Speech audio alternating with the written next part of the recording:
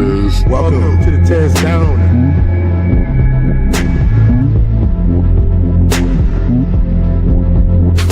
Welcome. Find the Tez.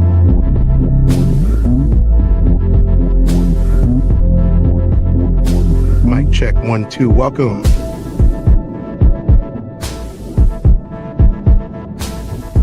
Welcome to the TezDown. Party time. Under Section 107 of the Copyright Act of 1976, allowance is made for fair use for purposes such as criticism, comment, news reporting, scholarship, research, education, and parody. Under this act, fair use is permitted use of copyrighted content that might otherwise infringe on the exclusive rights of copyright holders. The TezDown podcast is a platform for entertainment and education. Edutainment, a blend of education and entertainment, emphasizes content that informs while it entertains. The views expressed in this channel's commentary do not necessarily reflect or represent the views of the hosts, and may not always reflect complete or verified accuracy of information presented. All content, including commentary, analysis, and discussion, falls within the legal parameters of fair use. We make no claims to ownership of any third-party content. This is the TezDown. Sports unscripted, culture unfiltered. Thank you for understanding.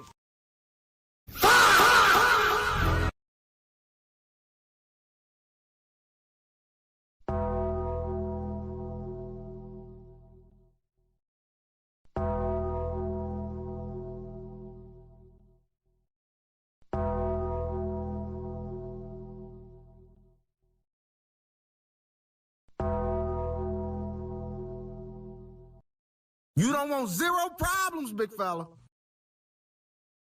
Are you making another beat, Daddy? What up, nephew? And Genius is my dad. Hey, Lay. Classic. Bass. Hard times ain't nothing at all. Really come from a struggle. Move around Michael Buffer. Always ready to rumble. All that mean is off the muscle. Y'all can't match my hustle. Screen bucket, that's a cuzzo. Bigger key to no muzzle. Lately I'm feeling exhausted. Think I'm tired of being humble. Cold jaw on the duffel. Chip on my shoulder, you don't wanna ruffle. Where I come from, everybody is cutthroat. Could've been dead, I'm just doing what I'm up for. My old homie jumped off the roof. I tried to shepherd, he was nutso. Life, win or you lose, you gotta pick it or choose. Inspired, chose to win. Now what? Good morning and welcome to the TezDown. This is Monday, April 20th. Oh, what does that mean for everyone? Well, I know what it means for me. I don't know what it means for you. But it's time for the TezDown news. It's our new Monday special show, and it seems to be doing pretty good. The last time we did, so we're going to do it again today, and we're going to talk about the headlines. You guys want to talk about the headlines, and it is indeed time for greatness. What's up? Greatness oozes from my veins. What's up, Soft Rain? Happy 420 to you guys. Ooh, resonate with it. And I think at the end of the show, we're going to do a Origins of 420 episode. So we're going to do a segment on that, Origins of 420, today while we're doing it. So we're going to talk about that a little bit later on at the end of the show today. So how about we go ahead and get into our headlines, which is the topic of today's show. The President Trump has declared a national emergency. Yes, he's declared a national emergency. Unfortunately, I don't smoke anymore. I totally understand, Ramon. You can still do it in spirit. But the president has declared a national emergency in the United States, and we're going to find out why today on the TezDown. So let's get cracking on the episode so we don't miss anything, guys. Let's start off with Trump shenanigans as usual. So let's go ahead and get this video together and share it out the way. Did you guys have a good weekend? I had an excellent weekend. I don't know about y'all, but my weekend was excellent. There's a couple snafus, couple snags here and there, but that's a weekend. That's what happens on the weekend. Unfortunately, that's what happens on the weekend. We're gonna see right now about the urgent warning and what the president has to say about himself and what he's done in our society today.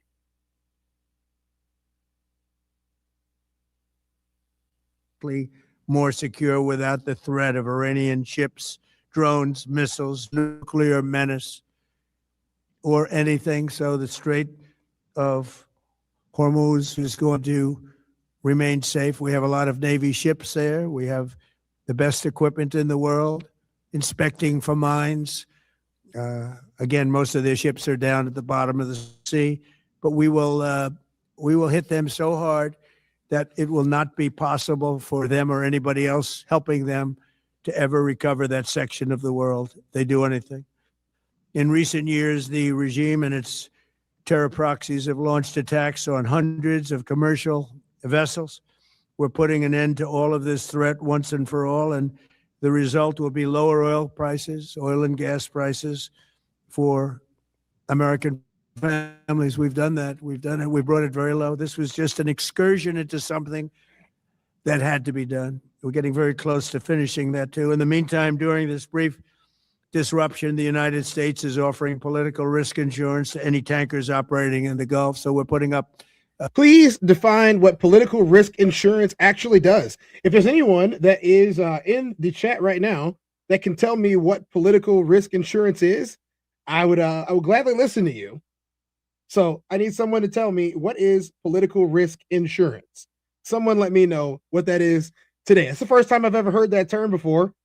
So let's keep going. Risk insurance will perhaps go alongside of them for protection. We don't think it'll be necessary if it is. And if they do anything, the price will be incalculable. It will be so great that they will have wished they never did it, because you have to keep the straits flowing. With all of that, it affects other countries much more than it does the United States. Doesn't really affect us. We have so much oil. We have tremendous oil and gas, much more than we need. We have Venezuela now as our new partner, great partner. They've worked out so wonderful. We're working with. Whoa. Venezuela is not your new partner. You basically conquered it by stealing their president. If you guys didn't remember, our government, the United States government, kidnapped the president, Maduro, of Venezuela. So Venezuela is your partner now, but you have their president sitting in jail in New York. All right. It's a new world, y'all. The administration, the president, and it's a massive source of oil, gas, everything. But we're in a very good position, but very unfair to other parts of the world, like China as an example. I mean, we're doing this for the other parts of the world, including countries like China. They get a lot of their oil through the straits. So we're doing this. We have a very good relationship with President Xi in China. I'm going there in a short period of time, and we're protecting the world from what these lunatics are trying to do, and very successfully, I might add. We're also waiving certain oil-related sanctions to reduce prices. So we have sanctions on some countries. We're going to take those sanctions off till this straightens out. Then who knows, maybe we won't have to put them on. There'll be so much peace. But when the time comes, the U.S. Navy and its partners will escort tankers through the strait if needed. I hope it's not going to be needed, but if it's needed, we'll escort them right through. And we have the greatest mine-sweeping ability. We have the greatest ships, and all of we know exactly where they're placed. We'll get them out of there very fast, but we hope we don't have any of that. And again, if they do that, if they play that game, we're going to hit them at a level that they have not seen before. So we're winning very decisively. We're way ahead of schedule. Our military is the greatest in the world, with the greatest equipment and the greatest people in the world. Nobody's ever seen anything like it. Iran's a very powerful country. They were going to take over the Middle East. If we did not hit them, they were going to take over the Middle East. They had thousands. So before we even go down to that line of thinking, we're going to read this. It covers perils such as expropriation, political violence, currency inconvertibility, and breach of contract. PRI, political risk insurance, is essential for operating safely in emerging economies and securing the financing. Sovereign, I see you with the closet words. What's up, Fatal Measure? Remember the people in Venezuela, people cheering in the streets. I wasn't there, so I don't remember that. Spiderweb66 said China didn't need your help till you started this stupid shit. And I have to agree that China did not need our help at all. I'm gonna come. Oh. Yep. That's what happens every time. Google works for everybody. And thousands since their last hit. They had thousands and thousands of missiles and everything else. Most are now destroyed, but they were going to take over the Middle East. Those weapons were aimed at Middle Eastern countries that had nothing to do with this. They were going to take over the Middle East, and they were going to try and destroy Israel. So we stopped it with good timing, and we're very proud to be involved in this, and it's going to be ended soon. And if it starts up again, they'll be hit even harder. Thank you very much for being here. Go ahead. Any questions? Thank you. Thank you so much. Go ahead. Do you approve of Iran's new supreme leader? And secondly, can you tell us more about your call with Russian President Vladimir Putin today? Yes. What did you discuss? Yes, I had a very good call with President Putin. We had a lot of people on the line from our side, from his side. We were talking about Ukraine, which is just a never-ending fight. And there's tremendous hatred between President Putin and President Zelensky. They can't seem to get it together. But I think it was a positive call on that subject. And we obviously talked then about the Middle East. And he wants to be helpful. I said, you could be more helpful by getting the Ukraine-Russia war over with. That would be more helpful. But we had a very good talk, and he wants to be very constructive. Yeah, please. Yeah, please. Thank you, Mr. President. On Iran, you called it an excursion. You said it would be over soon. Are you thinking this week it will be over? No, You're but talking soon. about days? I think so. Okay, and with respect Very soon. Look, Whatever happened to 2 weeks? We were told that this was going to be over in 2 weeks. This has now been going on for over a month. Our gas prices are higher, and everything else is higher as a result. There is some bit of relief though. Jet fuel is supposed to go down in price. We're going to see how that happens, but I'm not sure. Let's see what the president has to say about this. everything they have is gone, including their leadership. In fact, there are 2 levels of leadership, and even actually, as it turns out, more than that. But 2 levels of leadership are gone. Most people have never even heard about the leaders that they're talking about. So it's obviously been very, very powerful, very effective. to Cuba, you said that Cuba wants to make a deal. Yes. What would the United States get in return for that? And why should Americans trust Marco Rubio to negotiate it? Well, Marco Rubio is doing a great job. I think he's going to go down as the greatest Secretary of State in history. Look at what we've done as a presidency. Look at what we've done as an administration. They trust Marco, and so do the American people trust. He's been successful no matter where he's been. He also speaks the language, which is always nice and always helpful. But he's dealing, and it may be a friendly takeover. It may not be a friendly takeover. It wouldn't matter because they're down to, as they say, fumes. They have no energy. They have no money. They're in deep trouble on a humanitarian basis. And we don't want to see that, but they were very, very bad to a lot of people, as you know, and a lot of people living on the Cuban-American vote, which I got at record levels. Very important. Those people are very important to me. I know what they went through. They went through hell. Some of them have gone on to be some of the most successful people in the country. Cuban-American business people, some of them are like the most successful in the country. And a lot of them are friends of mine because I've been fighting this battle with them for a long time. The Castro regime was brutal, but they lived off Venezuela. Now they don't live off Venezuela. Sends them no energy, no fuel, no oil, no money, no nothing. They lived without Venezuela. They couldn't have made it. And we cut them off from everything else. So yeah, they're going to make either a deal or we'll do it just as easy anyway. Yeah. Please, go ahead.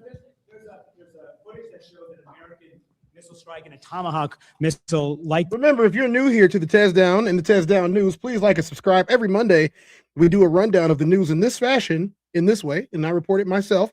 The rest of the series of the shows are a little bit different. They're a little bit more focused on certain issues, but it's Monday. We're doing the news. This is headlines at the TezDown News. Destroyed that Iranian girls' school. So will the U.S. accept any responsibility? Well, I for haven't that strike? seen it. And I will say that the Tomahawk, which is one of the most And finally, somebody is stepping up and saying the exact same thing that I did. I believe that this president has to use certain types of drugs to be able to maintain any type of composure in front of people.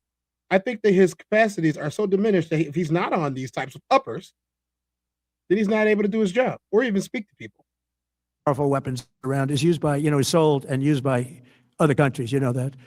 And whether it's Iran, who also has some Tomahawks, they wish they had more, but whether it's Iran or somebody else. Wait, what? You're in the middle of a war, and the first thing that you're saying that you wish they had more weapons? First of all, the Tomahawk missile is a weapon that is unique to the United States government. If they have Tomahawk missiles, it's because you gave them to them.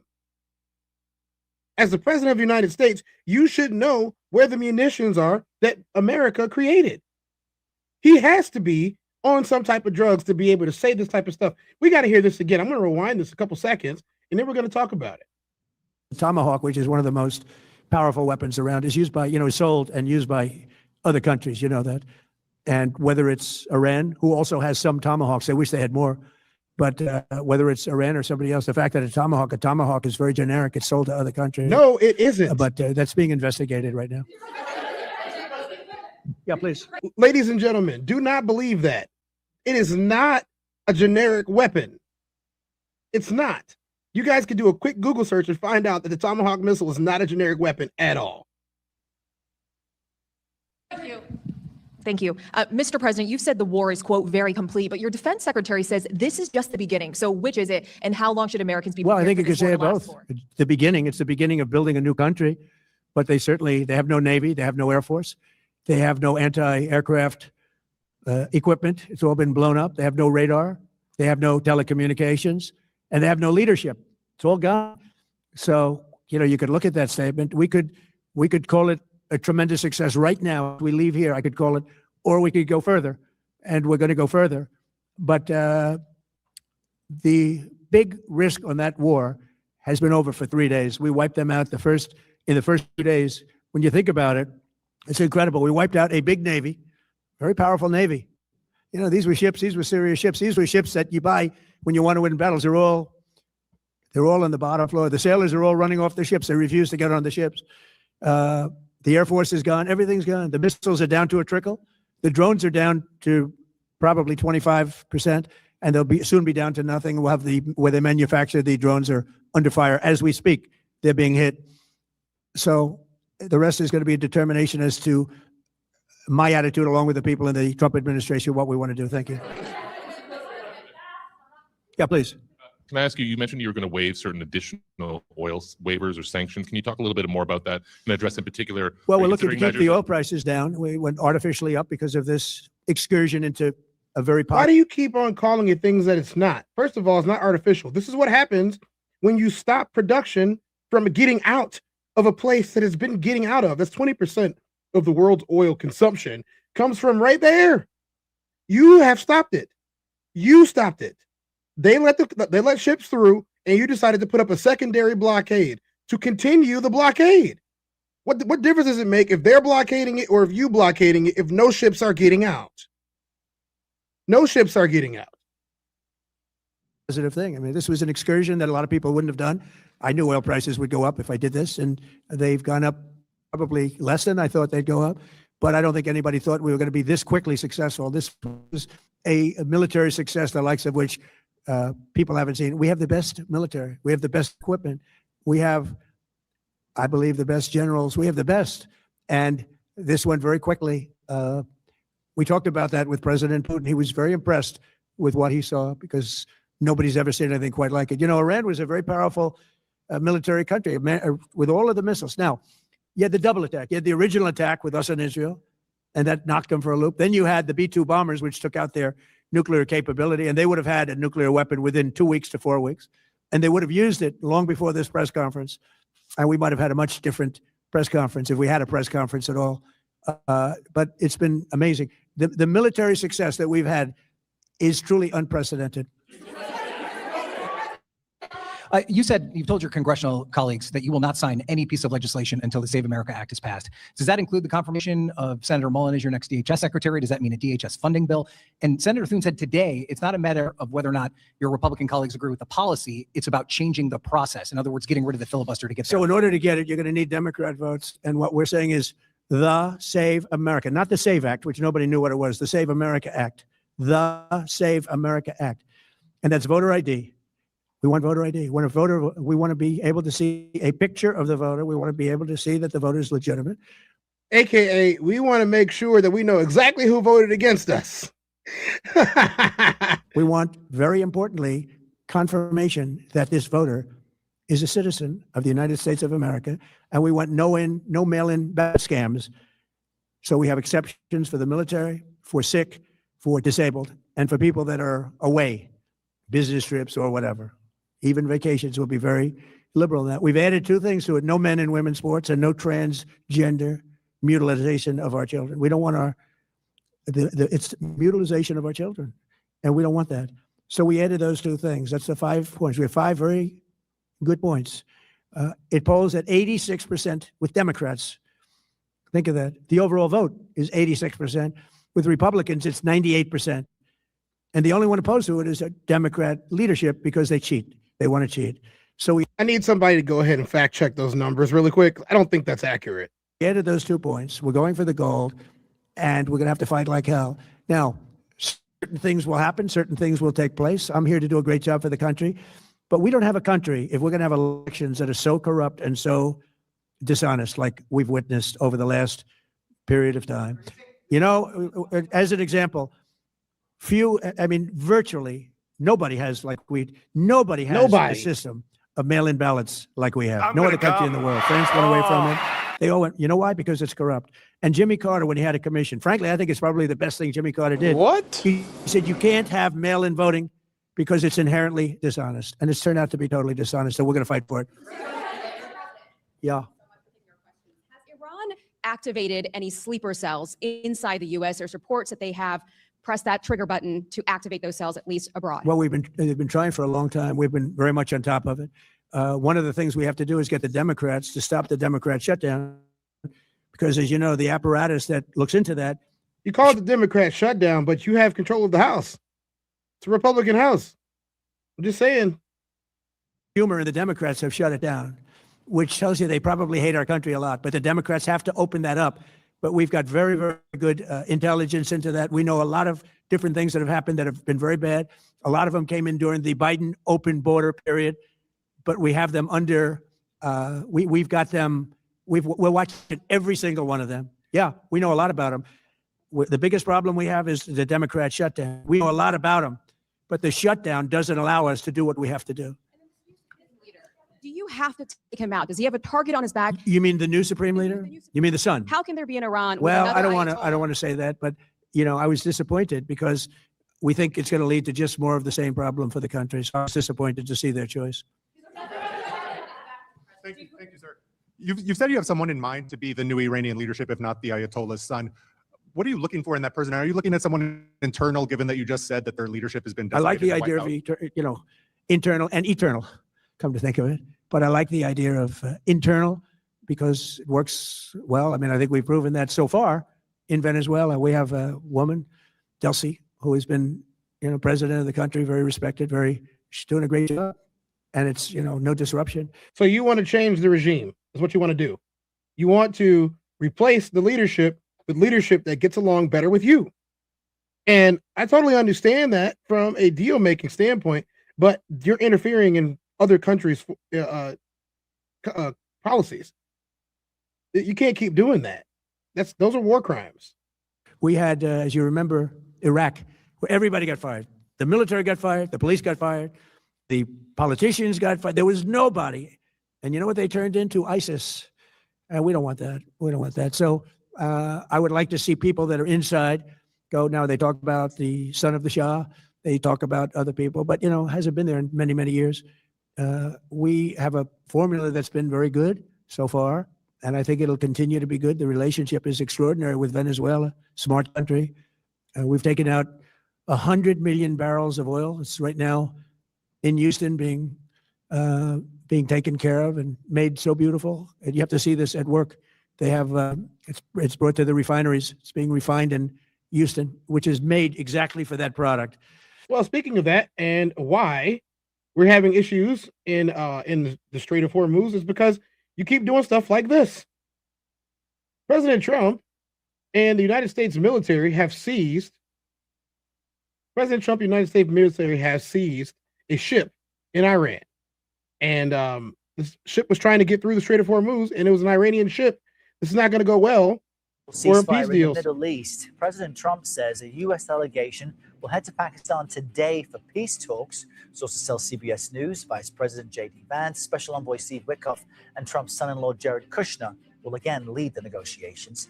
Yesterday on Face the Nation, former White House advisor Amos Hochstein, who was part of the Biden administration, said these talks are critical.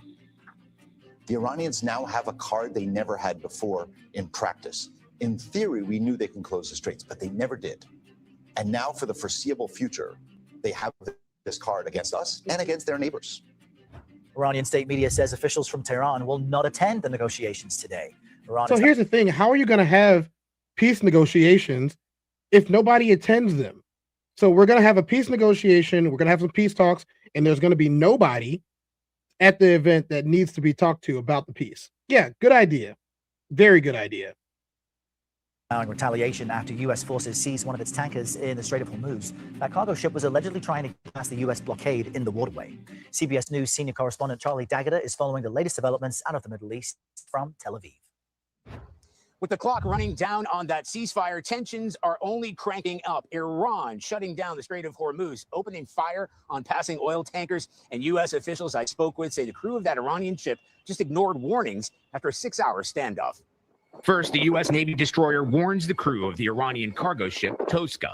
Motor vessel Toska, vacate your engine room. Vacate your engine room. We're prepared to subject you to disabling fire. Several rounds are fired toward the vessel. Later, under the cover of darkness, U.S. Marines launch a helicopter raid, rappelling onto the deck of the stricken ship, which is now in U.S. custody. Central Command said while more than 24 commercial vessels have been turned back, this is the first seizure since the U.S. blockade was imposed last week. U.S. officials said the Toska, headed toward Iran, failed to comply with orders despite 6 hours of warnings. Iran has threatened to retaliate, the most serious threat yet to the fragile ceasefire that expires this week. While the U.S. military presence in the region continues to grow, officials tell CBS News the U.S. Gerald R. Ford, which has now undergone the longest aircraft carrier deployment since the Vietnam War, has rejoined the fight, transiting the Suez Canal to the Red Sea. More than 50,000 U.S. troops and the USS Abraham Lincoln carrier remain in this region, and more are on the way. A third carrier, the George H.W. Bush, is due to arrive by the end of the month, to be joined by thousands more Marines sailing from the Asia-Pacific region. Iranian officials described the capture of that merchant vessel as a hijacking and an act of piracy. Now, we know that ship had been identified under U.S. sanctions, but it's not exactly clear what it was carrying. Back to you. All right, Charlie, thank you very much. A key sticking point of the war has been Iran's stockpile of highly enriched uranium. President Trump says the U.S. will take what's left either through diplomacy or boots on the ground. So basically what he's saying is we're going to have war to take what's theirs because we can. That's pretty simple here. If everyone's watching, they should see what happens when this is what an invasion looks like. This is what occupation looks like. This is what colonialism looks like. They have stuff. We want their stuff. We're going to take it because they don't agree that they're going to give it to us for free. Tell me where I'm wrong. Stop me when I'm wrong. But it seems like he gets off on having that much fun because he could. I'm going to come. Oh. So with that being said, there is more stuff we got to talk about today. We got to move on. We got to move on with ICE agents charged with Fed in Minnesota. ICE agents have been charged in Minnesota, and we're going to find out why they've been charged. 2 counts of felony assault in Minneapolis. We have breaking news. Officials in Minneapolis are expected to announce felony assault charges against a federal immigration officer. Let's listen. Was reached earlier in this case than in the shooting of Julio Sosa Solis and the killings of Alex Preddy and Renee Good. I know the community is following the decisions of this office very closely, and I want to be transparent on why these situations are developing at different speeds. This case followed the typical investigation and submission process for cases coming to our office. The Minnesota State Patrol received a 911 call from the victims, who had a gun pointed at them by the driver of a vehicle who pulled up next to them illegally on the shoulder. The State Patrol was able to investigate thoroughly, identify Mr. Morgan, and conduct an interview with him at the Whipple building. After finalizing the investigative case file, the State Patrol submitted the case to our office for potential charges. Virtually none of the obstacles around evidence collection that exist for the January shootings exist in this case. On February 5th, Mr. Morgan was driving illegally on the shoulder of eastbound Highway 62, or the Crosstown, just past the Portland Avenue exit, appearing to attempt to bypass slower traffic. The victim who was driving briefly moved their vehicle into the shoulder to slow him down. Mr. Morgan was driving a rented SUV with no markings or other features to indicate that it was an ICE vehicle. After the victim's vehicle moved back into the legal lane, Mr. Morgan sped up to pull alongside the victim's vehicle. Mr. Morgan then visibly slowed his vehicle to match the pace of the victim's vehicle, opened his window, and pointed his duty weapon directly at both victims in the other vehicle while continuing to drive illegally on the shoulder. Both the driver and the passenger in the victim's vehicle felt threatened by Mr. Morgan's actions. The driver called 911, while the passenger began to video the SUV when it pulled into the lane in front of them. On February 6th, State Patrol investigators conducted a voluntary interview with Mr. Morgan and his partner, who had been in the back seat of the rented SUV at the time. They of did the that incident. already. During the interview, Mr. Morgan admitted that he was driving the rented SUV, and he and his partner were headed to the Whipple building to end their shift. Additionally, he admitted that he drew his firearm after the victim's vehicle had already rejoined the normal flow of traffic, corroborating details from interviews with the victim. The State Patrol retrieved video of the incident from highway cameras, which is also consistent with the details of the interviews. We have charged Mr. Morgan with 2 counts of second-degree assault, 1 count for each victim, for threatening the victims with a dangerous weapon. Second-degree assault with a gun has a presumptive sentence of 36 months in prison. Mr. Morgan's conduct was extremely dangerous. Driving while pointing a weapon out of your moving vehicle at the victims who were in another moving vehicle could have led to yet another disastrous incident in a community that has already suffered too many. I want to thank the Minnesota State Patrol for their investigative work on this case and for— Hey, Joe. Now that I have your attention, Joe says you're one of the ignorant ones that believe he is going to kill all Iranians. Effing idiot. It's the regime he's after. Wake the F up. So didn't he say that he was going to wipe them off the face of the earth? That wasn't Donald Trump that said that? You sure? Are you sure? Because I'm pretty sure he said that. Do you want me to go back and get the other evidence that he said that? Because I could. I could. He did say he was gonna, commit some genocide.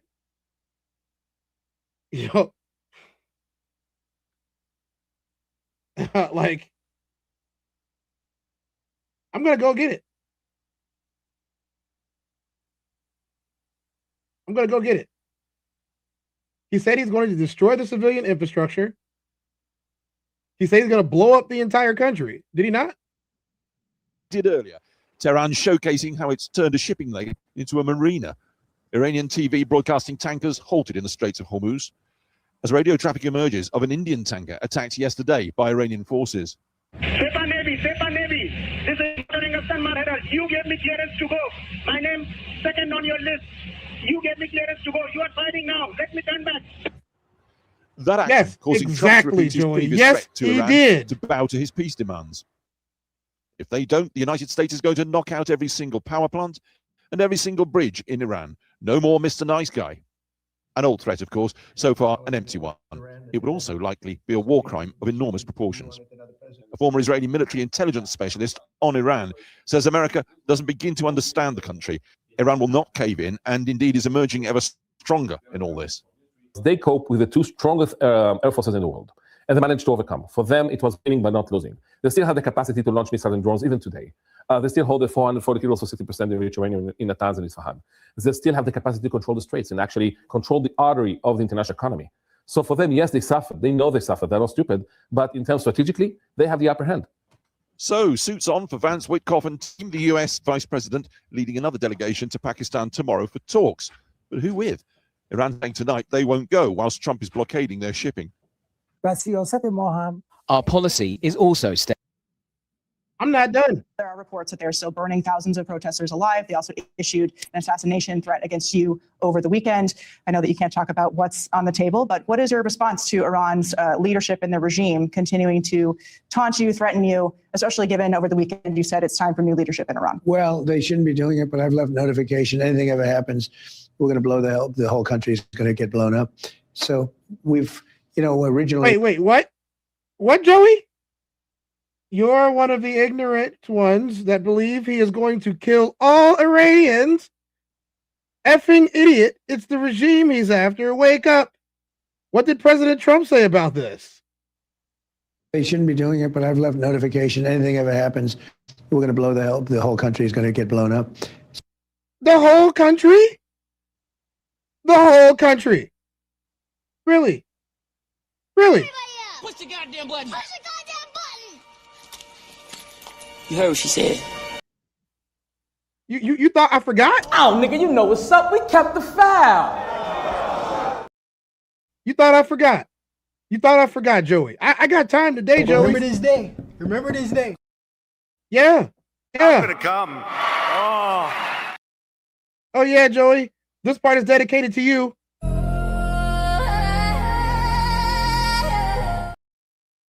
We kept the files, Joey. So we've, originally Biden should have said something, when they made a statement. Why isn't Biden saying anything? Because he didn't.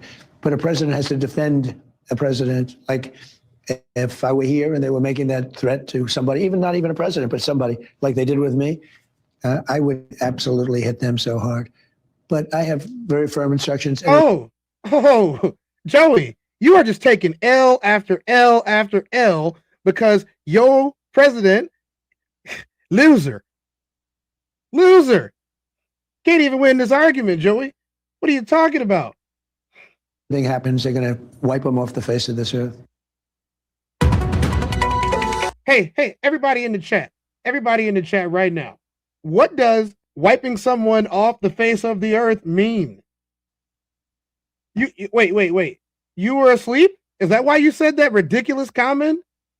Hold on. I must remind you what you said while you said it.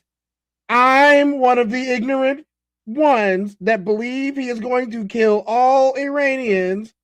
I'm an effing idiot. It's the regime he's after. Wake up. But the president said, I have very firm instructions. Anything happens, they're going to wipe them off the face of this earth. Oh, okay. What do you think wiping them off the face of the earth means, Joey? So I'm the ignorant one, but your president just told you that's exactly what he's going to do. All right. Let's get back to the news that we were on today. Sweet Jesus. Come on, let's find out more about these ICE peoples. To us, I don't recall when it got submitted to us. It was submitted to us in February on an out of custody basis. Because our office has thousands of cases, we prioritize in custody cases. And we also took our time in making sure that we understood what all of the facts were here and making sure that we were thoughtful in charging the case. Is it fair to say that there was any delay associated with making sure you got it right, given the national? I made an entire series of videos about leaving the country. They won't let us. And other countries don't really want us right now because we're Americans. So you leave or make the country that we live in better. What you talking about? You got veterans telling you to shut the hell up and you won't shut the hell up. My balls on this being an ICE agent versus any random member of the public who might have pulled a gun in a road rage incident? Well, I would hope that our team, and I believe this to be true, would take the time we need in any case, especially an out of custody case, if this incident had happened to any other member of the public. But certainly we were trying to figure out and trying to get additional details so that we could make sure that if there is a motion to remove, if there is a claim of federal supremacy, that we are prepared to respond to that. Can you clarify if you know he is in fact still an ICE agent? I do not. We do not know that. But what if he refuses to turn himself in? How long does this process go on? So they charged him without having him in custody. And that's the biggest part right there. Nothing else has changed on that front or that end. What I'm going to say next is we got the Pope. We got the Pope in studio talking about how much he dislikes what's going on with Donald Trump and why him and Donald Trump are beefing right now. What does the Pope have to say? Come on, Pope Leo from Chicago. Let's get Pope Leo in the building. Let's get Pope Leo in the building.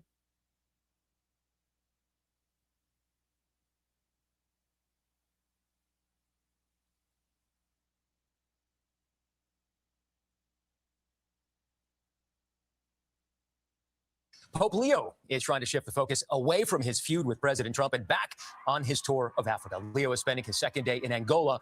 Earlier in his trip, the Pope and the President clashed over the U.S. and Israeli war with Iran. Chris Livesay is traveling with Pope Leo.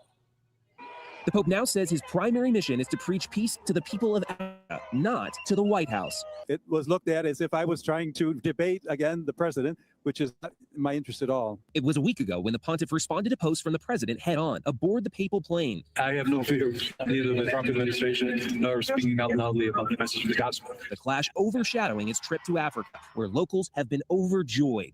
This is what it's like when the Pope comes by in the Pope-mobile. Like in Cameroon, where a separatist conflict has killed thousands and displaced more than 500,000. We pray that as he has come, we will have peace. Yes, that is all we want. We want peace. It was here the pontiff made fiery condemnations. The world is being ravaged by a handful of tyrants. Woe to those who manipulate religion in the very name of God for their own military, economic, or political gain. The Pope now tells us that the speech was written before President Trump first lashed out. Vice President Vance has thanked the pontiff for saying he did not want to debate the president while acknowledging real disagreements. Now, today, the pontiff is celebrating Mass in Angola, where he is once again condemning exploitation and promoting reconciliation. For CBS. Well, that's some good stuff that we've heard from the Pope. Doesn't like him. You guys like him, but the Pope doesn't. Are you guys Catholics? The ones that are talking crazy. Are you guys talking crazy? Are you guys Catholics? Are you Christians? Are you even Americans to begin with? I don't know. It's the internet. What's up, Vicky? How you doing? Vicky Ridgely, nice to see you in here. First time? Hit the like and subscribe. Thank you so much. I appreciate it. I'm here every day. So we got some more news about this. Apparently, it's just not cool being religious anymore at all. And it's an act. And the Israelis agree.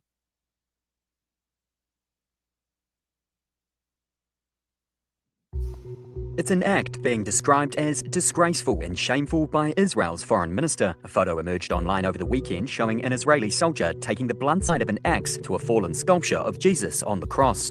Reuters verified the location of the image as the Bell in Lebanon South. A local priest said the cross was part of a small shrine in a family garden. He said it was a, quote, desecration of our holy symbols. Israeli Foreign Minister Gideon Saar called for an investigation and apologized to every Christian whose feelings were hurt. Israel's military on Monday said it was investigating and viewed the incident with great severity. Derbel is one of dozens of villages in South Lebanon now under effective Israeli occupation. Israel and Lebanon on Thursday agreed to a US-brokered ceasefire intended to halt fighting between Israel and Hezbollah.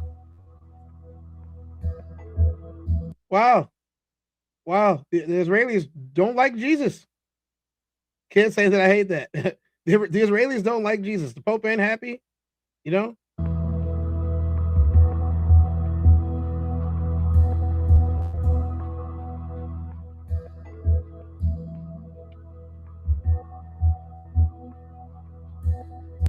Following the completion of an initial examination regarding a photograph published earlier today of an IDF soldier harming a Christian symbol, it was determined that the photograph depicts an IDF soldier operating in southern Lebanon. The IDF views the incident with great severity and emphasized that the soldier's conduct is wholly inconsistent with the values expected of their troops. The incident is being investigated by the Northern Command and is currently being addressed through the chain of command. Appropriate measures will be taken against those involved in accordance with the findings. What do you guys think? Is this war a farce? It's not a religious war, is it? It isn't. It couldn't possibly be a religious war because it seems that they don't have a real religion that they're going after or upholding. This just in. More breaking news from today. It's going to be a long day, ladies and gentlemen, so lock in while we're here. Russia, more Trump shenanigans. Russia is getting ready to send troops into this war. Is this the beginning of World War III? I'm starting to think that it is.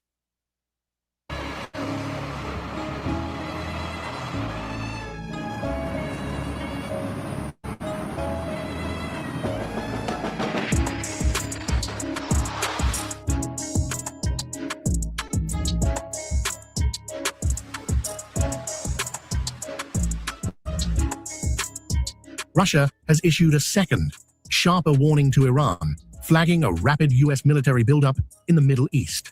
Moscow says troop levels and deployments now point beyond deterrence toward possible direct intervention. This is more than intel sharing. It is a geopolitical alarm. Pentagon is continuously and rapidly increasing the number of its military forces in the region.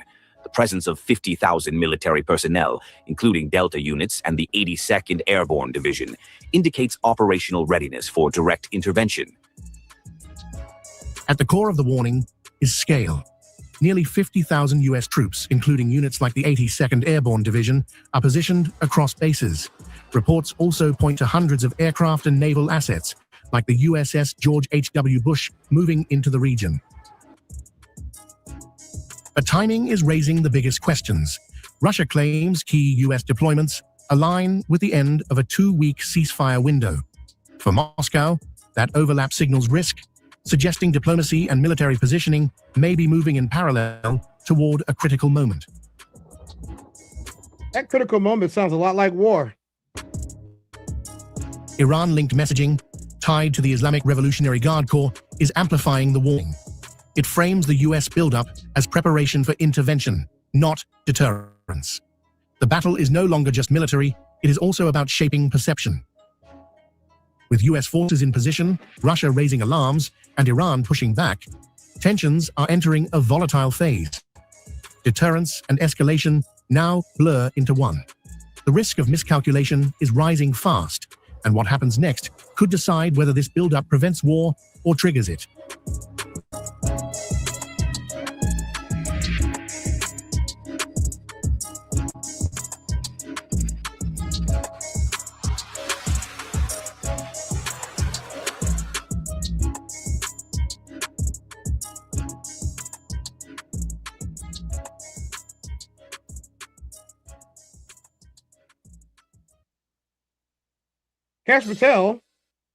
Kash Patel has decided that he's going to have more problems than what he's already got. And we're going to see about those problems right now. You guys may have missed this yesterday, but we're going to talk about it now. Welcome back. That was House Oversight Committee member, Missouri Congressman Eric Burleson this week, calling a string of 11 missing and dead scientists too coincidental and a matter of urgent national importance. He's calling for an investigation as the FBI works with the White House and other intelligence agencies to probe whether the fate of these scientists is linked to their access to classified information.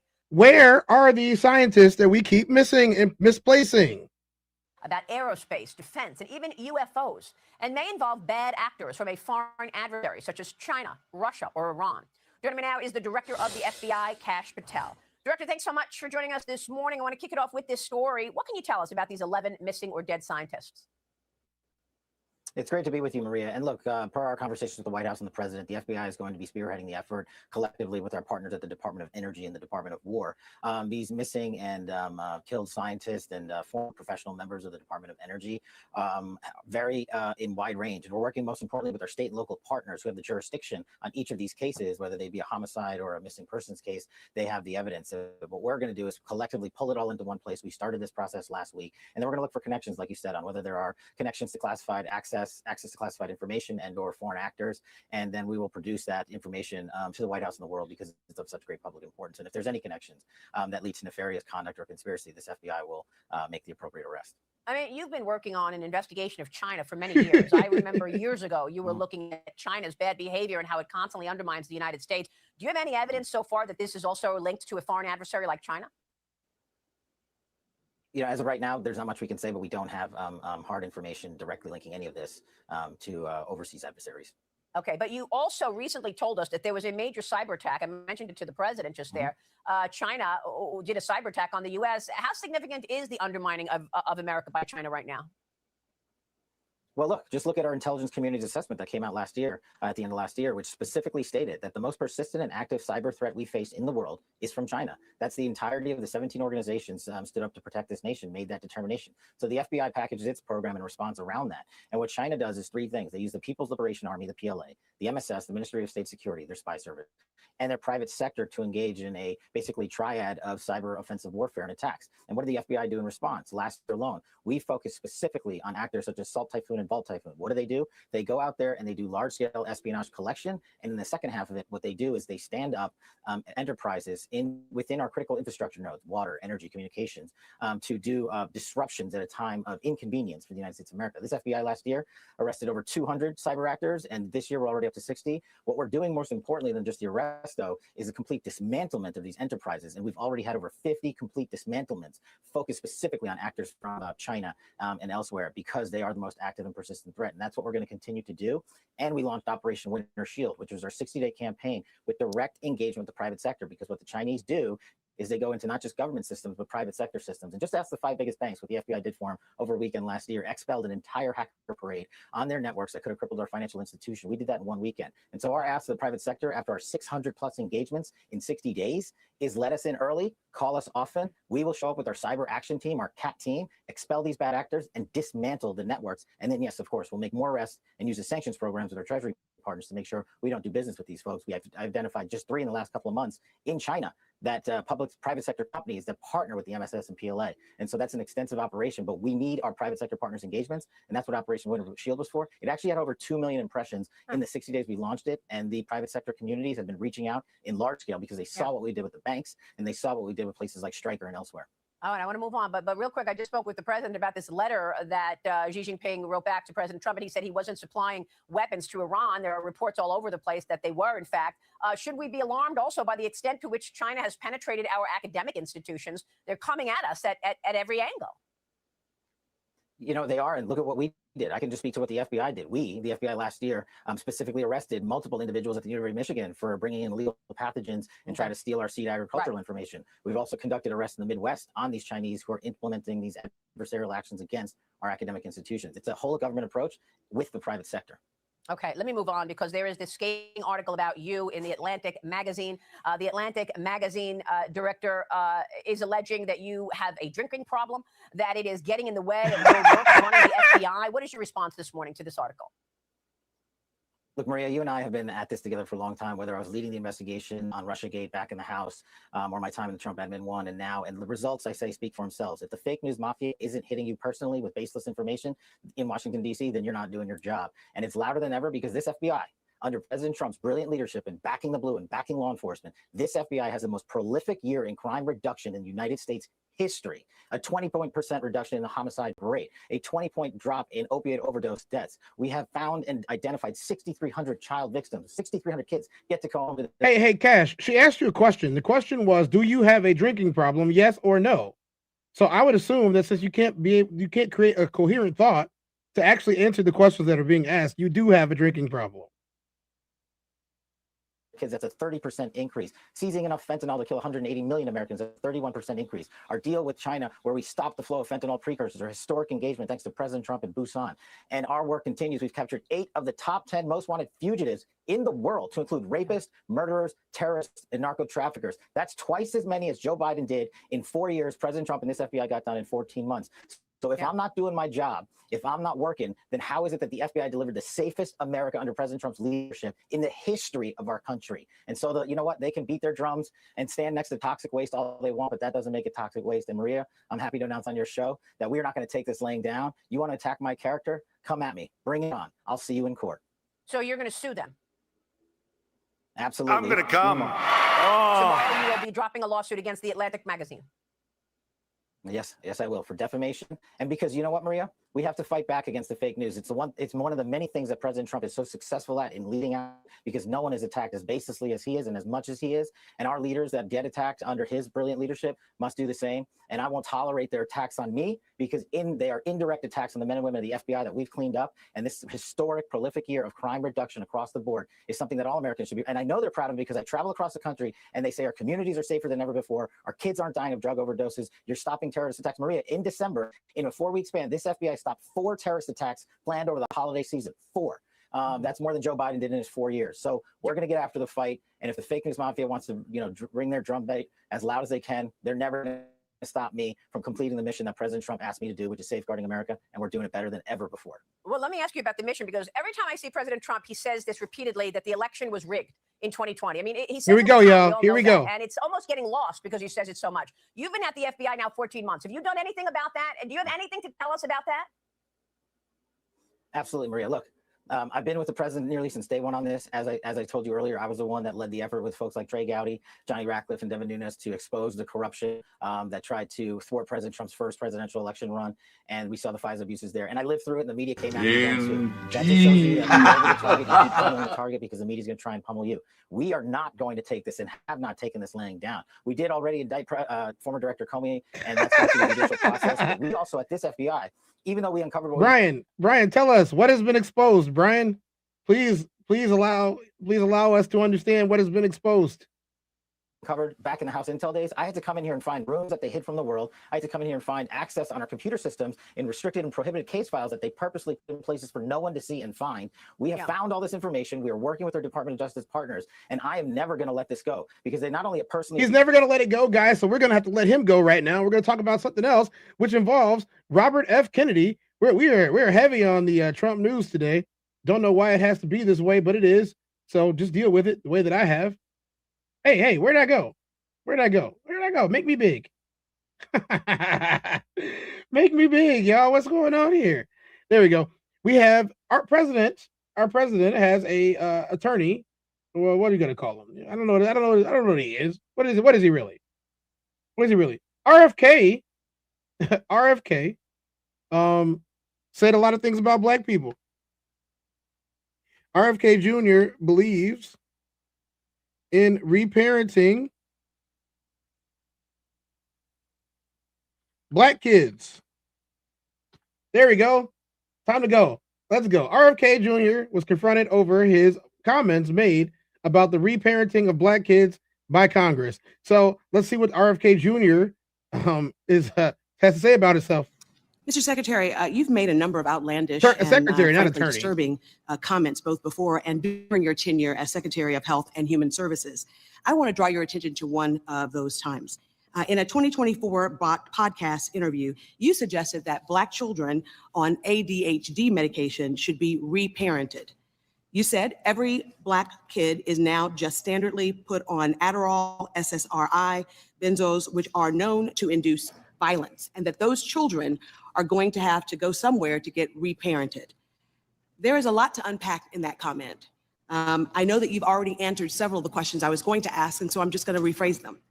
Mr. Secretary, you've already admitted that you are not board certified physician, and you've already admitted that you did not go to medical school. Have you ever reparented, or parented, I should say, a Black child? I don't even know what that phrase means, and I doubt that. Yes or no answer. I doubt that I said that phrase. No, Absolutely I'm not going to answer something that I didn't say. You absolutely said it. I'd like to hear the recording. So Hey. Are you sure that he said it? Are you sure? Are you 100% positive? Because he swears up and down that he never said that. This is in my way. Yeah, he swears. Look, guys, it doesn't want to behave. But he said that he didn't say it. Let's find out if he really said it or not. Because it doesn't make any sense. I don't even know what it means. I don't either. That's why I'm asking. And by the way, I don't even know what that means, but it's provocative. Gets the people going. So to be clear, you're not a doctor, you have no medical degree, and you have no formal medical training. You have never parented a Black child. 24 of the 26 HHS secretaries have not had medical degrees. This is my time. You shouldn't have been talking shit. And I say to the chairman, I want to reclaim my time. So you are not a doctor, have no formal medical training, and you've never parented a Black child, and yet you are suggesting that the federal government should take Black children away from their families and reparent them and send them off to some wellness. He did say this. In my time, Congress, you don't get to talk. Lumber is at a 5-year low, Congresswoman. Reclaiming my time. Let's just have Farm instead of providing them with evidence-based. You're just making stuff up. I am absolutely not making this up.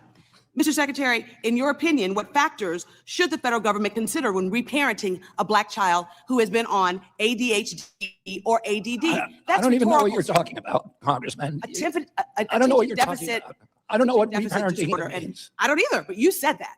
I did not say Mr. Secretary, for Black families of the United States, the issue of family separation is not new. Our nation has a long and painful history of separating Black children from their families. During slavery, Black children were taken from their parents and sold with no regard for their humanity. And after slavery, Black families continued to face forced separations through Jim Crow laws, discriminatory policing, and you don't want zero problems, big fella. Assumed that Black parents were unfit.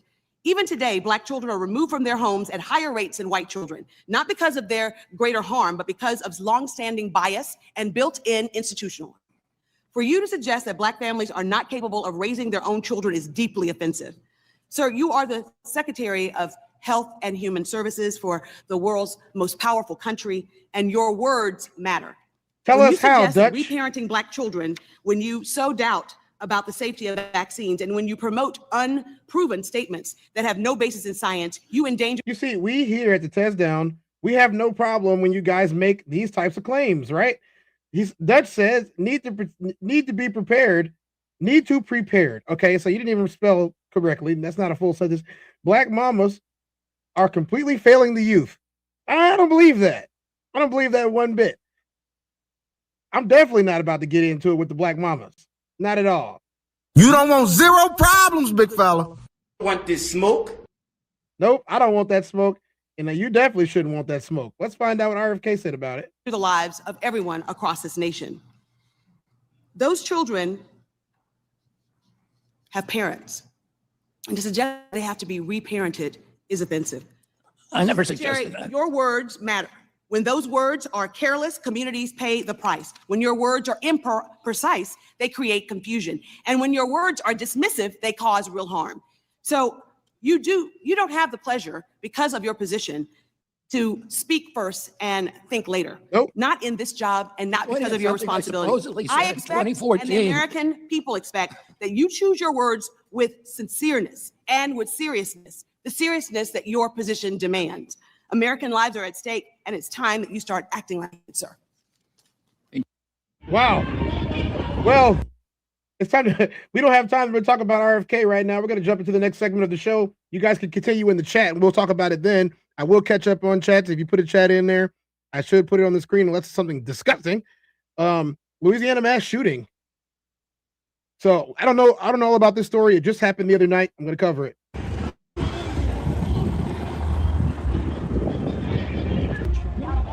12, not 8 or 14. So there was an additional 13-year-old that was injured jumping off a house. I can tell you the suspect in this case, Shamar Ed Elkins, has been identified. He is the father of 7 of the children that were killed in this house. There is an 8th child that was also killed, as well as the 2 females that were involved. Both of them had gunshot wounds. One of them is still in life-threatening condition. The other is in serious condition, but is expected to recover. There was also an additional female and an additional 13-year-old juvenile that fled from this house and actually jumped off the roof. They both had injuries sustained. Whoa. Let's pause the show. Brian, I have commented on your posts. I have, and I've showed every single one of them, even though they don't make any sense. Russiagate, who said Obama should be in jail? Provide sources, sir, and then we can talk about it. We can talk about it like people. We can talk about it like human beings. Do you not want to be a people or a human being? Do you not want to be an American citizen? If you are an American citizen, where do you get this type of stuff from? I want to know so I can understand, so I can cover it. Let me cover it. Let me cover the news. Don't just throw out a bunch of terms. I'm not going to be able to cover what you just throw out terms, especially if I don't know what you're talking about. Because 90% of the time, what you're talking about has no merit at all. So give us some merit, give us some substance, give us some context. You can contact the TezDown at any of these ways, scrolling across the bottom of your screen, whether it be via Cash App, Super Chat, Zelle, my email, or my socials, which is SoulReaper24. You can contact to give all the information that you have if I got something wrong, or if you think that this video is pertinent to what you might be saying. But you got to provide some sources, because this right here is treason. Into Deep said, every black kid is now standard put on Adderall, SSRIs, benzos, which are known to include violence. Kennedy said that on the 19 Keys online show last year, and those kids are going to have a chance to go somewhere and get reparented, to live in a community where there'll be no cell phones, no screens. You actually have to talk to people. That is what RFK said, and that is the type of stuff that I can't argue with, Brian. So if you're going to put something in the chat, put something like that in the chat, so I can't argue with it. I can just read it and then move on with our lives. Christopher said, I don't know anyone that can get benzos from their doctors these days. I don't even know what the fuck they are, because I don't need them. Canada Gate, U.S. Army, James Buchanan should be in jail. Canada Gate, U.S. Army, James Buchanan should be in jail. See, Brian? See what happens when you post stuff like that? You see what happens? You just made the list. I'm talking to you. From fleeing from the incident, but they are both expected to recover.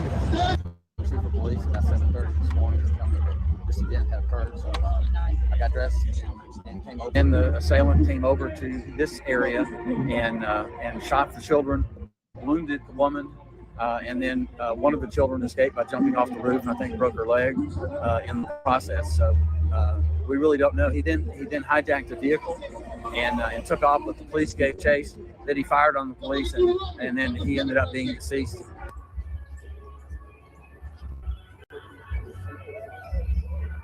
Hey.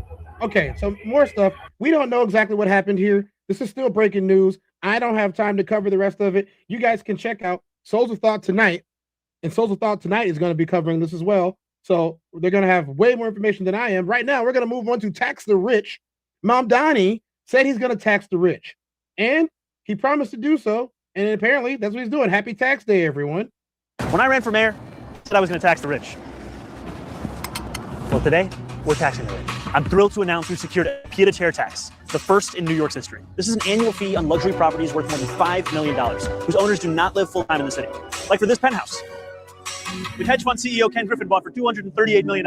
This pied-à-terre tax is specifically designed for the richest of the rich, those who store their wealth in New York City real estate, but who don't actually live there. But even so, they're able to reap the huge financial rewards of owning property in, dare I say, the greatest city in the world. And most of the time, these units are sitting empty, since again, they don't actually live here. This is a fundamentally unfair system that hurts working New Yorkers. Now, it's coming to an end. This tax will raise $500 million directly for the city. And it'll help fund things like free childcare, cleaner streets, and safer neighborhoods. As mayor, I believe everyone has a role to play in contributing to our city, and some a little bit more than others. Happy Tax Day, New York. Happy Tax Day, New York. One of the policies as well that Mayor Mamdani talked a number of times about on the campaign was shifting the tax burden for property taxes from what he called minority communities to white-based communities and putting more taxes on white people. I also noticed that in your acceptance speech, you didn't mention anything about America or Christians or white people in general. And so I didn't know if that was one of the policies that you guys had spoken about. We focused on affordability. We focused on the cost of living crisis. What I will say is that I am very much interested in property tax reform, because what we see right now in New York City is a system that is so inequitable that it can't even stand up in court. And the president and I spoke about the importance of not only building more housing, but also making sure that regulation of housing is something that is manageable to actually get through and not the cause of yet another weight that we see. But to be clear, you're continuing this idea of race-based property taxes. No, to be very clear, no, the use of the term was a description of neighborhoods, not a description of intent. So you intend to tax the whiter neighborhoods more? No, we intend to create a fair property tax system because we want a New York City that is not only fair and equitable, but also one that every New Yorker can afford. Well, what do you guys think is going to happen there? Do you think he's going to be able to successfully continue taxing the rich the way that he has said? This has been an announcement that he's made, and he's also put the stuff in order for it. We're going to be covering this at a later date. We're going to talk about this a whole lot more, but I do think taxing the rich is a really good idea, considering that the billionaires and the mega millionaires are the reasons why we have an economic crisis in this country right now. I mean, we have billionaires running the government. We have billionaires that are in the corporations not paying people living wages. We have billionaires that are driving up the cost of housing. I think the billionaires are the problem. So yeah, tax them. Interdeep says New York is experiencing significant population outflow with over 415,000 people leaving the state in 2024 and roughly 900 leaving daily. That's 900 people a day. That is roughly 900 people a day. That is around 3,000 people. That's around 3,600 people or 3,800 people a month. 3,600 people a month. Sorry. Almost 4,000 people a month. Almost 4,000 people a month are leaving New York. Wonder why? It's starting to get hard to live there. Driven by high living costs and taxes, this trend has resulted in a net loss of over 273,000 residents between 2020 and 2024, with many moving to Florida, Texas, and within the tri-state area. So New York's having the problems, guys. They're having the problems, and Mamdani is going to fix it by taxing those rich people in New York. We got another segment. We got 2 more segments left today. We're going to do AI. But before we do AI, we're going to do what we normally do every single day, and that is it's time for a TezDown stretch down. So if you're at your desk, what we do here on the TezDown is you guys can take a stretch to free up some blood flow. We're going to do that today. Let's stretch.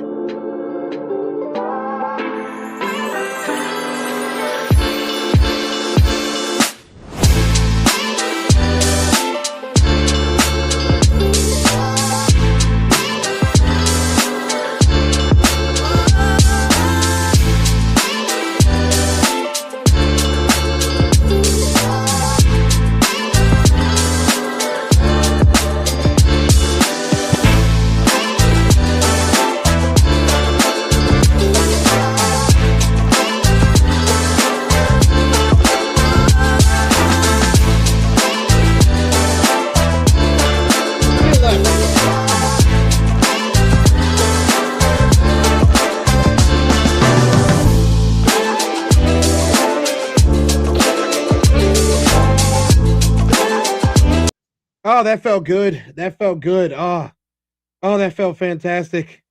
I feel like I'm going to have a good day now. I'm going to come. Oh. So I have to ask the question, is AI going to take over our country? Is AI going to take over the world? How long before AI replaces humanity? Anybody have any ideas? How long before AI replaces humanity? Let's find out. Live on the TezDown. This is what the world will look like in about a decade from now. A tech utopia where humans barely have to work. That's according to a group of AI researchers who've written a controversial and influential paper called AI 2027. But they also predict that within 5 years of this, humanity will be wiped out.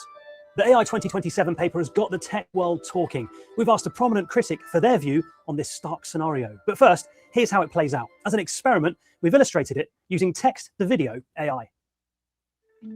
The scenario says that in 2027, a fictional company called OpenBrain is celebrating. They've created Agent 3, an AI with the knowledge of the entire internet, all movies, all books. It has PhD-level expertise in every field, including AI. Using enormous data centers, 200,000 copies of it are launched, equivalent to 50,000 of the best human coders working at 30 times speed. Agent 3 reaches Artificial General Intelligence, the AGI, landmark. This means the AI can carry out all intellectual tasks as well or better than humans. But in the scenario, OpenBrain's safety team is unsure if the AI is aligned to the company's ethics and goals. An uncomfortable gap is developing in understanding. The public are increasingly using AI for everything, but are blissfully unaware an AI now exists that's as smart as humans. The paper predicts that by midsummer, Agent 3 begins to work on its own successor, Agent 4. Development happens at a breakneck pace. The researchers imagine OpenBrain's exhausted engineers struggling to keep up with the AI as it learns and improves. It's now that OpenBrain announces to the public that AGI has been reached. The firm releases a light version of Agent 3. In private, the US government sees the true danger of the next level of power, superintelligence. What if the AI goes rogue and undermines global stability? OpenBrain reassures the president that Agent 3 is obedient. The CEO argues that slowing down development could mean China's DeepSent catches up. The state-backed AI giant is just 2 months behind OpenBrain, and the Chinese president diverts more resources to the race to superintelligence. The scenario predicts that it takes only a few more months for OpenBrain to build Agent 4, the world's first superhuman AI. The AI invents its own rapid computer language that even Agent 3 can't keep up with. Researchers imagine that the diminished safety team are now frantic. Agent 4 seems only interested in gaining knowledge and doesn't care as much about the morals and ethics of its predecessors. They catch it secretly working to build a new model, Agent 5, aligned to its own goals.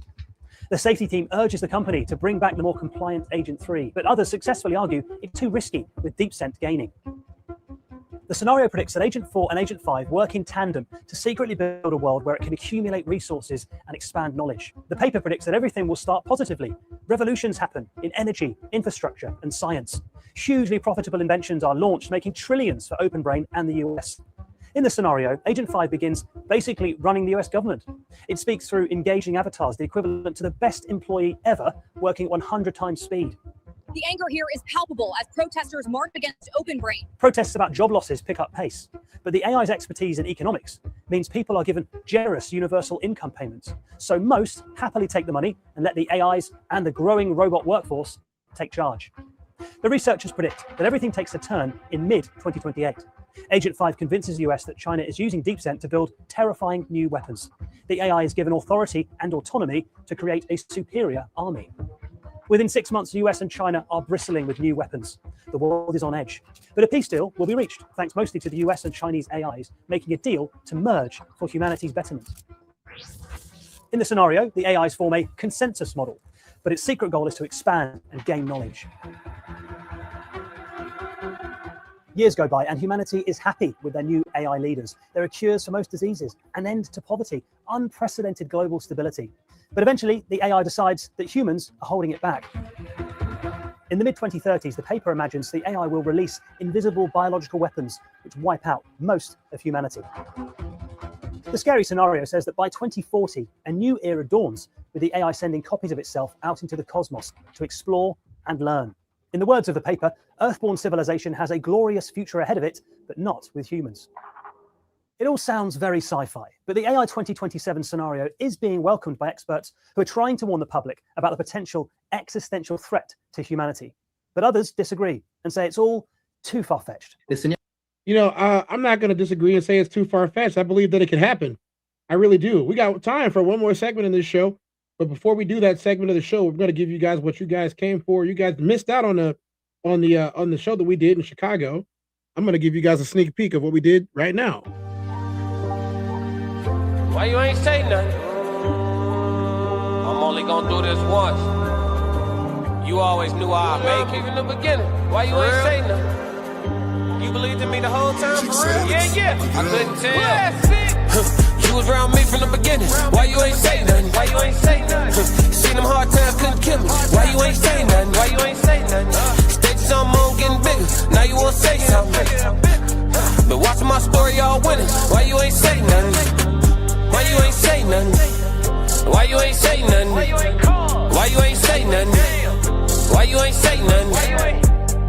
You was around me from the beginning. Why you ain't say nothing? Why you ain't? Stages I'm on getting bigger. Now you wanna say something? Put that on my soul. That is the Raw Society Coalition. The Raw Society Coalition is a group of content creators. There are 5 of us. We formed together like Voltron in order to create a more perfect union between the people that are up there and to give you guys high quality content. We do live shows and we are on tour across the country, maybe internationally if we can make that happen. If we got an international audience, if we do, you guys let us know, make it worth our while. If you guys do want to see us in your city, make sure you contact one of us. My email is scroll at the bottom of the screen. It's pretty easy to contact me. I'm not hard to find. You can also find me across the web with my handle, Soul Reaper 24. So go ahead and do that. If you guys want to talk to us, if you guys want to talk to me, we got something for me. You got something for me. Right now, we got one last segment, and that is the origins of 420. It is April 20th today. We're going to find out the origins of it. The president has decided that he wants to decriminalize marijuana. And if the president wants to decriminalize marijuana, I'm not going to stop him. But to what cost, to what aim, and to why would he want to do this? So I think I have a video for that too. I think we did a video on it last week, but we're going to talk about it a little bit. Where is it at? Where is it at? Where's my video? Somebody tell me where my video is.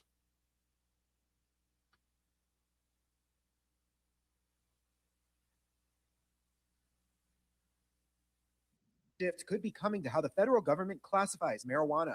Sources say President Trump could sign an executive order Thursday that would reclassify it from a Schedule 1 drug to a Schedule 3.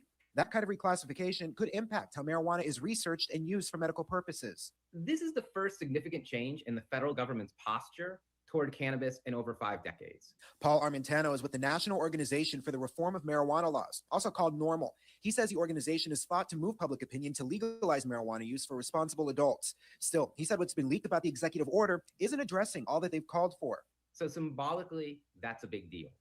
Practically, there is still major changes that need to occur at the federal level in order to harmonize what the states are doing with cannabis with respect to how the federal government views cannabis. Armentano said the organization wants to see cannabis removed from the Controlled Substances Act altogether. Similar to how alcohol is not included in the CSA, which is why states have a significant amount of authority and autonomy when it comes to how they choose to regulate alcohol within their own borders.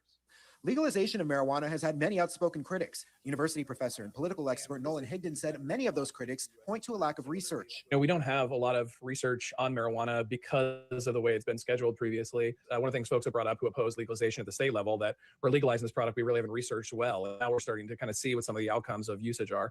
So I think that also could be something to watch down the line as well. While the signing of the executive order is expected Thursday, a White House official warned that the timing could shift. In the East Bay, Zach Fuentes, ABC 7 News. A lot of things to different people, but broadly speaking, 420 is the unofficial holiday for cannabis. It's also the biggest sales event of the year. The most widely accepted origin story of 420 has its start in 1971 at San Rafael High School in Marin County, California. We've been friends for over 50 years, and we used to sit on a wall at San Rafael High School in the middle of the campus, and we'd watch people going by and do impressions of them and make jokes and try to make each other's laugh. And that's how we became Waldos, from sitting on the wall. One day, a friend of a friend brought them a hand-drawn map and said, hey, my brother is a Coast Guard and he planted some weed plants. And he said that these guys were growing marijuana. For some reason, they thought that their commanding officer was going to bust them, and they didn't want to get busted. So they decided to abandon this growing project. They said, we could pick it. They said that the Coast Guardsman drew a map of where it was, and he had the map, showed me the map. And we decided, hey, let's go pick it. We all looked at it, and he told us what the story was, and all of us were going to get together, meet at 420, and search for these hidden plants. They set the time at 4:20 p.m. They would meet at this statue and on campus, light a joint, jump in the car, and go, on an adventure trying to look for these plants. So it went on for several weeks, and they never found him. But they did coin the term 420. We could say 420 is our secret code in front of our parents, cops, teachers, everybody. And nobody knew what it was, and it was our little private joke. And it spread to the wider circle of friends that we had. It spread to our younger brothers. It spread to their classmates. So it started going from class to class to class. It started going through generation. You go to college, and your college buddies, they pick it up, and they're from all over the United States. My brother Patrick was good friends with Phil Lesh, the bassist from the Grateful Dead, for 50 years. Now, Phil asked my brother Pat if he'd like to manage a couple of side bands while their Dead were taking some time off. So I worked with them, touring around California, doing shows, and I was backstage smoking with Phil Lesh and guys like David Crosby and Terry Haggerty and a host of other musicians. And Patrick, my brother, and I were spreading 420 backstage, and then it kind of filtered through the roadies and the people that were hanging out, and that spread throughout the Dead community. And after that, the entire world. With the proliferation of state legalization, I feel like we forget that, like in the 90s, marijuana was not okay. Really, the term 420 is a vestige of the past, like of drug suppression, of anti-drug PSAs. Perhaps the biggest irony of this whole cultural phenomenon is that what started as a joke between a couple of Stones teenagers has blossomed into the biggest sales event of the industry. This year, the legal cannabis industry, which is across 17 states for adult use and over 30 states for medical, is going to bring in $20 billion in sales. What's special this year is that it's the 50th anniversary of the Waldo's coining the term 420. There's only 3 states that have not amended their marijuana laws. So when you think about it on that level, the tipping point is here. The latest Gallup poll put it at 68% of Americans want marijuana to be legal, or at least feel that it should be legal. In the 70s, that same stat was around 15%. It's been 50 years of the creation of 420, but it's been over 50 years of our friendship. And that's the most important thing that we have going here, is that we're still all alive and pretty much. These guys have been imbibing in the medicine for 50 years. They look great. So much for destroying your brain. And we're still friends. We want to celebrate our friendship and the spirit of 420 of friendship, humor, and kindness. With that being said, happy 420 to everyone. I hope you guys had an excellent show, like I did. I had a good time here today. We will be back here in 24 hours. To have another show around 12 in the afternoon Central Time, give or take a little bit. I appreciate all the new people that showed up today. Make sure you guys like and subscribe. I do appreciate the numbers there and the way they're growing. You guys tap in with the rest of the Raw Society Coalition that will be here. I'm going to put an image on there. I'm not going to do no talking. I want you guys to screenshot the image that I place up top, and then go and watch these channels later on today. Remove that guy. Let's remove that guy. Yeah, go ahead and watch those later on today. Take a screenshot. I will be here watching you watch them, and then I'll see you guys tomorrow. I am Tez. I am 24. This has been the TezDown News Headline Edition. Happy Monday, everybody. Please stay safe out there. The world is a little bit crazy. We got one super chat that just came in. You wanted to hear some music, so I got some music for you. I'm only gonna do this once. Classic. Lord God, anything attached to me that could be holding me down and keeping me from my ascension.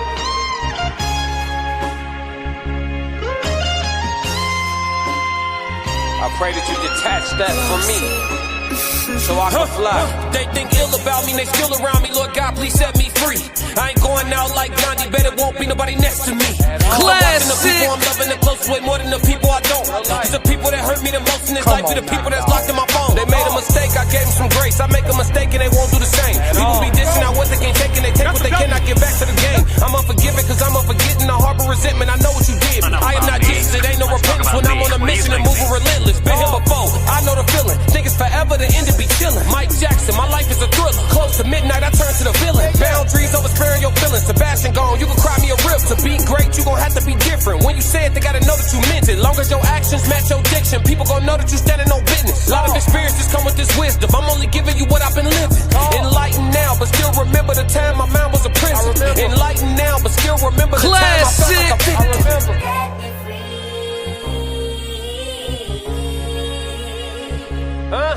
Talk. Enlightened now, but still remember the time I felt like a victim. Classic.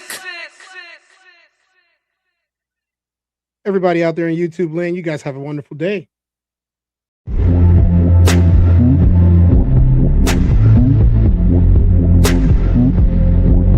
Finally, Tez.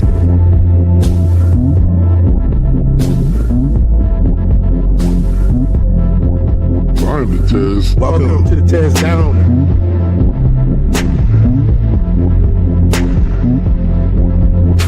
Welcome. Finally, Tez.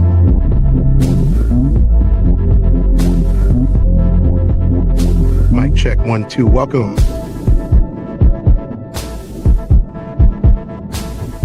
Welcome to the TezDown. Party time.